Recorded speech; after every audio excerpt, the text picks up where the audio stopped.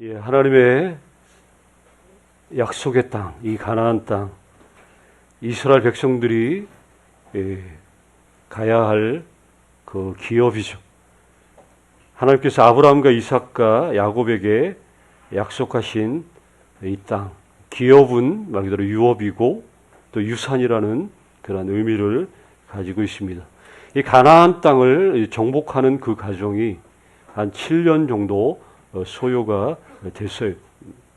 전쟁을 통해서 이제 이스라엘에게 허락된 땅들이 이제 거의 다 점령이 된 후에 이제 그 땅을 분배를 해야 되는데, 분배한 방법을 보면 그 제비 뽑기를 통해서 그 땅을 분배했다라고 얘기했습니다.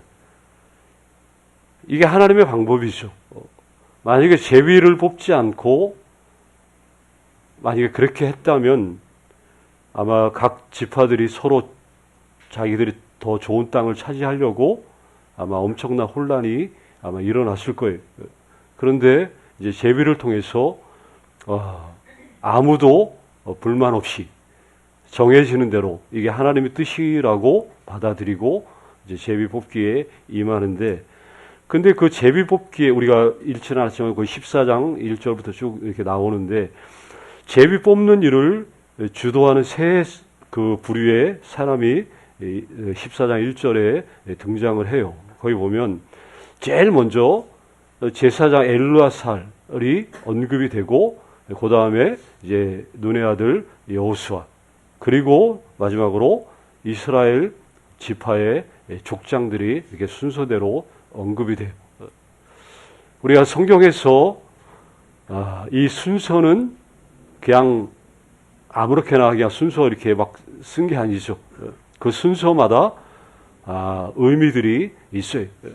그러니까 먼저 기록된 것이 좀 더 어떤 우선순위, 어떤 중요성을 가지고 있죠. 지금 전쟁터에서 전쟁을 이끌고 이스라엘 백성들의 그 지도자로, 모세의 후계자로 여호수아가 그동안 전쟁을 주도했죠. 그런데 땅을 분배하는 과정에서 여호수아가 두 번째로 거론이 되고 있어요. 무슨 말이냐? 이제 전쟁의 시기가, 이제 여호수아의 주도하는 전쟁의 시기가 이제 거의 다 이제 끝났다는 것을 말해주는 거죠. 전쟁이 끝나고 이제 그 정착하는 일에 있어서 무엇보다도 하나님의 백성들을 위해서 그 백성들의 평안을 축복하고 빌고 또 목회적인 어떤 돌봄에 필요한 시기가 이제 시작이 되었다 하는 거예요. 그래서 제일 먼저 누가 먼저 언급되는 거예요? 제사장 엘르아살이 이름이 먼저 언급이 되고, 그 다음에 이제 여호수아가 언급이 되고, 그리고 이제 족장들, 이스라엘 지파의 족장들이 이렇게 언급이 돼. 그래서 이제 그게 제비를 뽑아서 이 땅을 분배하도록 이게 의견 일치가 이제 다 된 거예요. 그래서 제비를 이제 뽑기 시작하는 그 이제 순간인데, 그런데 여기 바로 이때 누가 지금 등장한 거예요? 이 갈렙이 등장을 하는 거예요. 갈렙이 여호수아에게 뭔가를 요구해. 지금 제비 뽑아가지고 결정을 해야 되는데, 그런데 그 제비 뽑아서 자기는 결정 받기를 원하는 게 아니라 지금 내가 원하는 것을 달라고 유독 갈렙이 지금 이 이야기를 하고 있다 하는 거예요. 갈렙은 유다 지파에 속한 사람이에요. 우리가 유다는 야곱의 12아들 가운데 그 장자는 아니죠. 서열상으로 장자는 아니지만 어떤 실질적인 그 장자의 그 지파로 대변되죠. 왜냐하면 나중에 유다 지파를 통해서 우리 구주 예수 그리스도가, 메시아가 오시기 때문에. 자, 이 장자 지파, 유다 지파의 대표로 갈렙이 먼저 요구를 해요. 자, 갈렙이 누구냐? 우리가 잘 아는 대로 이스라엘이 출애굽한 다음에 이제 그 가데스 바네아라고 하는 곳에 도착했을 때쯤 각 지파마다 12지파니까 12지파에서 한 명씩 그 정탐꾼을 뽑아요.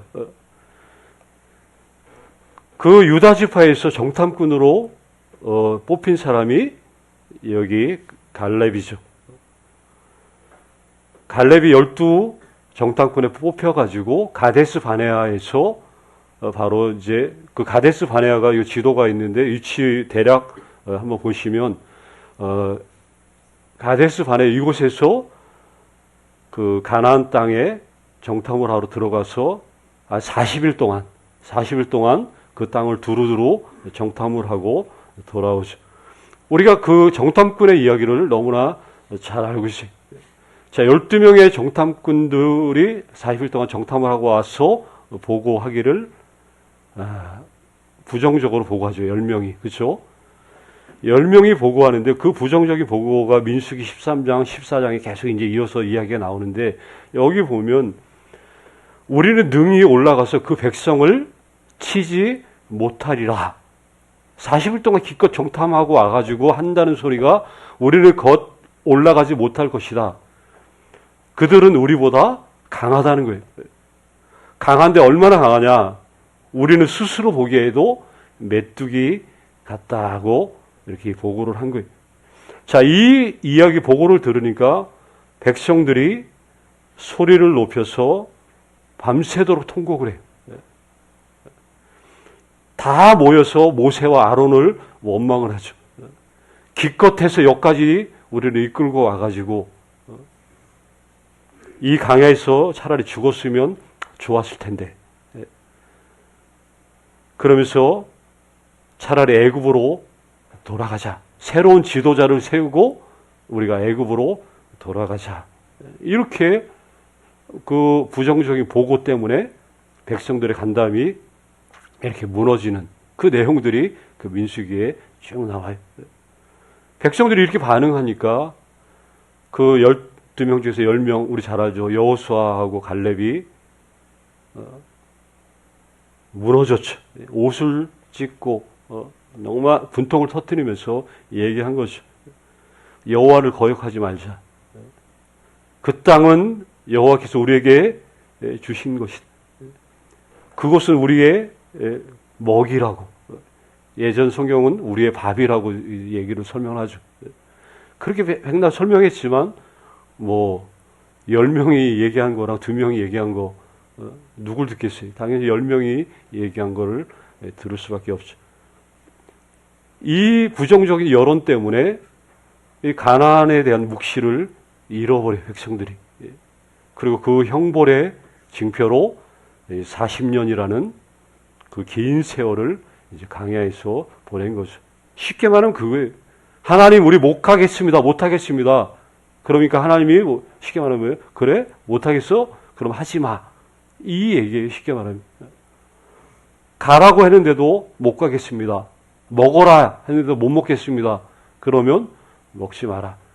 그래서 다 강야에서 1세대가 다 강에서 꼬꾸러지고 강야에서 다 넘어져 죽고 말았죠.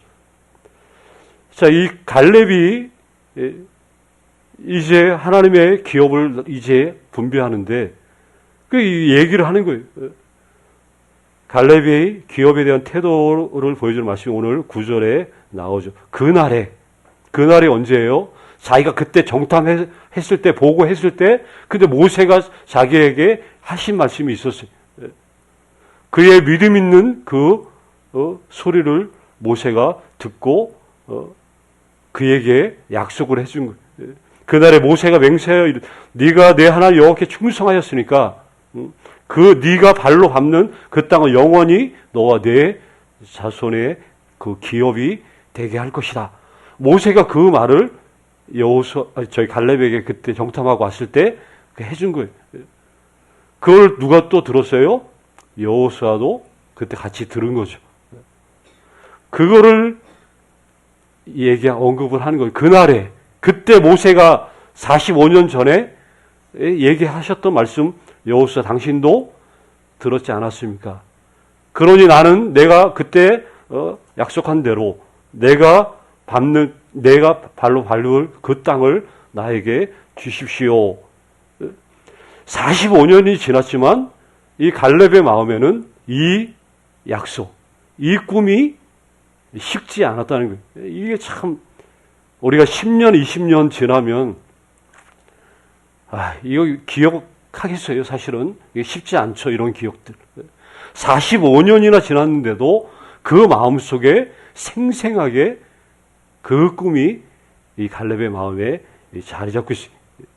45년의 세월이 지나고 벌써 그때 나이 40살이었는데 지금 85세가 된 거예요. 85세가 되었는데도 40살, 그 40살 때 받았던 그 약속, 그 꿈, 이게 그 심장 가운데 계속해서, 그러니 하나님이 갈렙을 데려갈 수가 없는 것, 당연히. 1세대들이 다 강야에서 넘어서도, 살아서, 그 땅을 밟고, 또 실질적으로 그 땅을 이렇게 취하는, 이게 너무나 놀라운 그런 이야기가 지금 여기에 펼쳐지고 있어요. 그 기업에 대한 소망, 그 기업이 얼마나 중요하고 얼마나 소중하고 얼마나 영광스러웠으면 이 하늘 비전을 우리가 품고 살아가는 건 이게 정말 얼마나 멋진 인생인지 모르겠어요. 우리 노년에 우리 권사님들도 그렇고 이제 우리 생일을 맞이하신 우리 권사님들도 계시지만 세월이 벌써 이렇게 흐르고 그러나 그 하늘 소망은 90이 돼도 100세가 돼도 이게 지어지거나 흐려지면 안 돼. 몸은 연약해져도 우리의 심장 가운데 하늘 비전이 이렇게 막 타오르고 이 심장 박동이 멈춰져서는 안 된다는 거예요. 안 된다는 거예요. 누가 그런 거예요? 갈렙이. 너무나 멋있어요. 정말 이렇게 살면 얼마나 좋겠어요. 우리 장로님들 정말 오래오래 사시면서 이 꿈을, 이런 꿈을 간직하고 사셨으면 좋겠어요. 얼마나 멋진지. 이 영원한 기업, 생명보다 귀하다. 그래서 나의 갈 길 다 가도록 주님 인도해달라는 이런 찬양, 이게 계속해서 틈나는 대로 고백하세요. 돈 드는 것도 아니고 뭐 힘쓰는 것도 아니고 우리의 입술로, 우리의 마음에 그런 고백들이 내 입에서 고백되어지면 그게 현실이 되는, 말씀이 현실이 되는 그런 역사가 일어날 줄 믿습니다. 갈렙은 드디어 이렇게 그 약속을 붙잡고 여호수아에게 간청해. 너무나 유명한 고백. 이 산지를 내게 주시옵소서. 제목을 좀 바꾸려고 제가 설교 제목. 근데 바꿀 수가 없어요. 이거 이 산지를 내게 주셔서 아마 수만의 설교, 목사님들이 설교하신 이 똑같은 제목들이 무수히 많아요. 그러나 이 말씀의 핵심이 이거, 이 산지를 내게 주소서. 그런데 우리가 잘 알아야 돼요. 왜 이 산지를 달라고 했는가? 이 산지는 말 그대로 헤브론 산지, 헤브론. 우리가 12절에 보면 헤브론에 대한 좀 내용들이 잠깐 여기 나오는데, 그곳에는 아낙 사람이 있고 그 성읍들은 크고 견고할지라도, 이런 식으로 소개가 잠깐 되고 있는데, 이 헤브론은 이스라엘의 땅 그 영토 가운데 제일 고지대.